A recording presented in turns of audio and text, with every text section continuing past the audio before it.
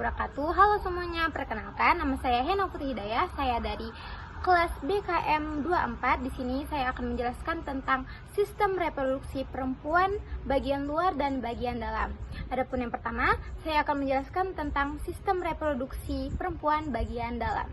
Yang pertama ialah vagina. Vagina adalah saluran yang menghubungkan lingkungan luar dan bagian rahim. Dia berfungsi untuk mengeluarkan darah saat menstruasi dan mengeluarkan bayi saat melahirkan. Yang kedua ialah serviks. Serviks itu adalah struktur rahim bagian bawah yang menyempit dan membuka untuk darah saat menstruasi ke vagina serta mengarahkan sperma ke rahim.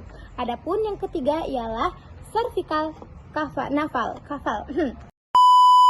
Itu adalah terletak di daerah terendah rahim dan menonjol. Nah, fungsinya tuh sebagai apa? Dia tuh fungsinya sebagai pintu masuknya sperma ke rahim.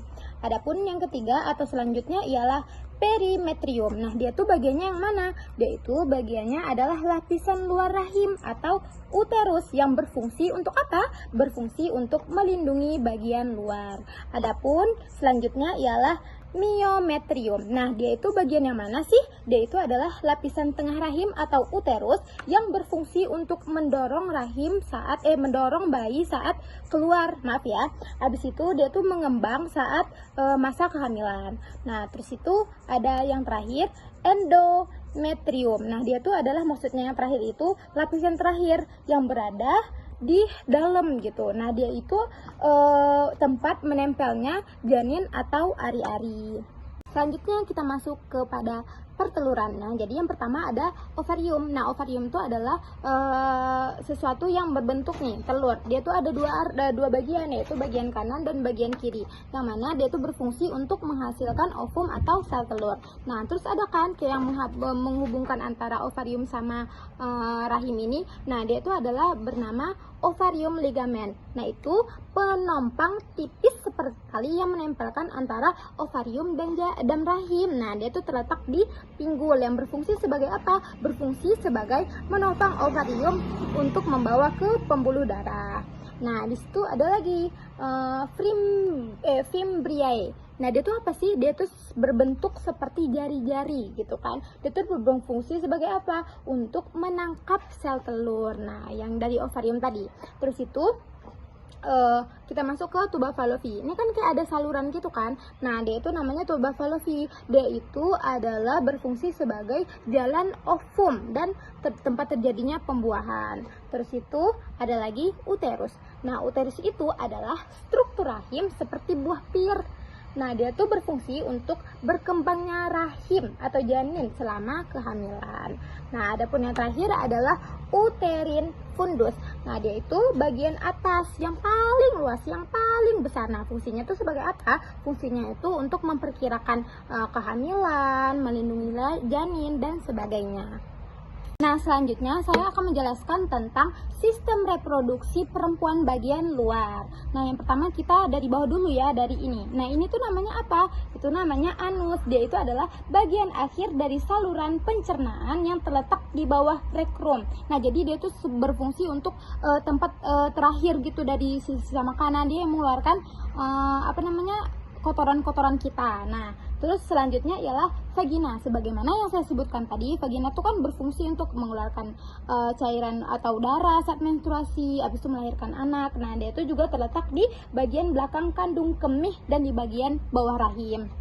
Nah, terus itu ada labia minora. Nah, dia tuh adalah bibir kecil gitu. Bibir kecil yang berfungsi atau letaknya tuh di labia majora atau mayora yang kulitnya tuh sangat halus, jadi sensitif banget. Jadi kita harus hati-hati sama bibir kecil ini. Nah, terus ada urethral opening. Nah, dia itu bagian akhir dari saluran jernih. Nah, dia yang mengeluarkan urin kita. Nah, dia gitu. Nah, terus itu ada klitoris. Nah, klitoris itu yang mana sih? Klitoris itu yang ini nih, kecil aja kayak bintik kecil gitu. Nah, dia tuh merupakan tonjolan kecil yang sangat sensitif yang ditutupi oleh lipatan kulit yang disebut dengan preputium. Nah, abis itu yang belum saya sebutkan tadi adalah labia mayora atau majora. Nah, dia tuh apa? Dia tuh berfungsi sebagai apa dan letaknya tuh di mana? Nah, dia tuh adalah dinding besar nih, dinding besar yang berfungsi untuk melindungi organ luar lainnya seperti labia minora, uretra. Jadi dia yang melindunginya gitu. Nah, terus itu yang terakhir ialah mons pubis, yaitu bagian menonjol yang terletak di atas gitu. Nah, dia itu berfungsi juga, kan ada bulu-bulu ini. Nah, dia tuh juga berfungsi untuk menyerap-nyerap kotoran atau kayak debu-debu gitu untuk melindungi organ lainnya. Nah, tadi sudah saya jelaskan ya tentang sistem reproduksi wanita bagian luar dan bagian dalam. Sekarang saya akan menjelaskan tentang sistem reproduksi bagian pria bagian dalam dan bagian luar. Nah, saya akan menjelaskan sistem reproduksi pria bagian luar. Yang pertama ialah dari testis dahulu. Nah, dia itu adalah bentukan bulat seperti ini. Dia itu adalah organ kecil yang berada di dalam skrotum yang berfungsi untuk memproduksi sperma dan hormon testosteron. Nah, terus apa sih yang bergeronjol-geronjol di atas ini dan melindungi testis ini? Nah, dia adalah epididymis. Nah, dia itu terletak di bagian atas testis sampai belakang testis yang berfungsi untuk apa? Berfungsi untuk mematangkan sperma, mengangkat sperma yang belum matang ke tabung vas deferens. Nah, habis itu ada kan yang melindungi testis ini. Nah, dia adalah skrotum yang pernah saya sebutkan tadi, yaitu terletak di bawah penis yang berfungsi untuk melindungi testis. Terus tadi saya ada menjelaskan tentang vas deferens. Nah, vas deferens itu adalah saluran ini. Nah, dia itu saluran yang berwarna ungu ini, dia itu adalah sebagai tempat keluarnya sperma menjadi matang dari epididymis menuju vesikulasi seminalis. Vesikulasi seminalis itu yang mana? Nah, dia itu yang ini nih, menonjol kecil warna ungu ini. Nah, dia itu terletak di bagian belakang kandung kemih dan di atas kelenjar prostas yang berfungsi untuk memproduksi dan menyimpan cairan air mani yang dikeluarkan saat ejakulasi.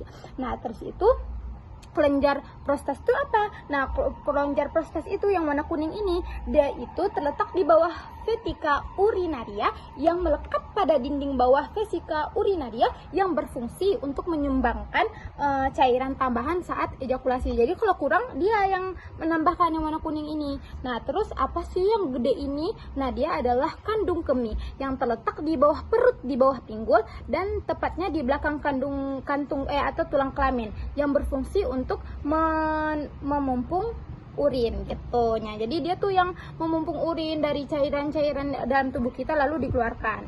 Habis itu ada yang kuning-kuning ini adalah tulang kemaluan. Jadi di dalam reproduksi pria itu dia tuh memerlukan tulang untuk apa? Untuk melindungi usus, kandung kemih saat berjalan ataupun melompat. Nah, terus itu uretra. Nah, uretra itu adalah saluran ini nih, saluran yang berwarna merah ini. Dia tuh berfungsi untuk mengeluarkan air mani saat ejakulasi. Jadi setelah ejakulasi dia tuh sebagai tempat saluran yang mengeluarkan air maninya. Nah, terus itu yang terakhir ialah kepala penis dan lubang penis. Yang ini dan yang ini adalah lubang penis, sedangkan ini kepala penis. Kalau kepala penis ini dia mengeluarkan air mani. Nah, tadi saat urin dia yang mengeluarkan, sedangkan lubang penis berfungsi sebagai jalan keluar urin. Ini sebagai jalan keluarnya, kalau ini sebagai mengeluarkan air mani. Adapun yang terakhir yang akan saya jelaskan ialah tentang sistem reproduksi pria bagian dalam. Nah, sebagaimana yang saya telah jelaskan tadi, ada beberapa bagian yang telah saya jelaskan, tapi ada juga beberapa bagian yang belum saya jelaskan seperti ampula vas deferens. Nah, dia ini yang mana sih? Terletak di mana sih? Nah, dia itu adalah ujung yang melebar dari vas deferens yang terletak di vesikula seminalis yang berfungsi untuk menyimpan sperma sementara sebelum dikeluarkan melalui ejakulasi.